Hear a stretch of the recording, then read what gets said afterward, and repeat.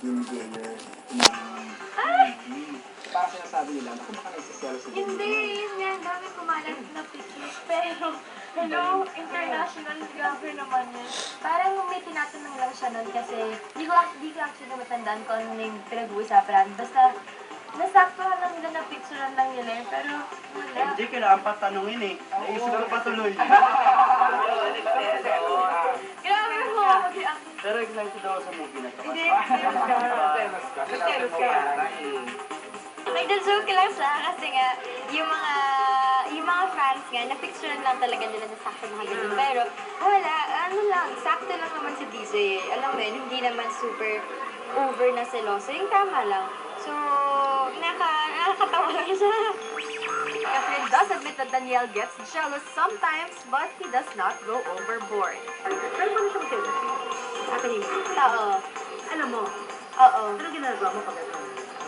Ano, pag may kasalanan ka kasi, parang, or may misunderstanding ka, tahimik na lang.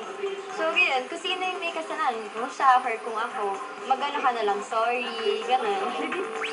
In the meantime, Catherine also speaks up about brewing rivalry issues with Star Magic rising star Julia Barreto. Netizens say that they are the newest showbiz rivals to watch out for. Ako kasi talaga ayoko kino-compare po talaga. And I'm sure naman kahit sinong tao, ayaw nila na nako-compare. So, yun, may iba naman akong personality, meron akong ibang goal, kung ano talaga yung gusto ko. So, I'm sure naman si Julia ayaw din na, alam mo yun, yung kino-compare siya. Basta ginagawa ko lang kung ano yung kailangan kong gawin. Sila na lang bahala.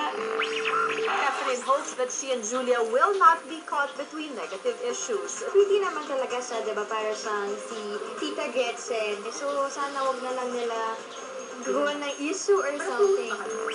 There are also some speculations that Danielle might be paired with Julia in a project in the future. Siyempre, hindi ko na maiwasan talaga i-pair din si DJ sa iba.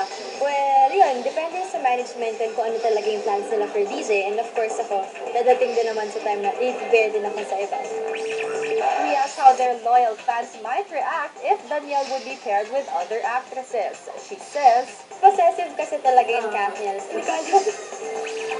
in the meantime, Catherine looks forward to what's in store for her and Danielle. They will be working on their first horror movie under Star Cinema soon. Of course, very excited kasi nga bago na naman to.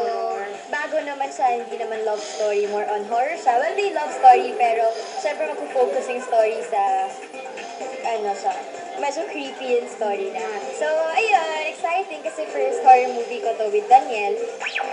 From Catniel's upcoming movie, here is another big screen treat that is sure to be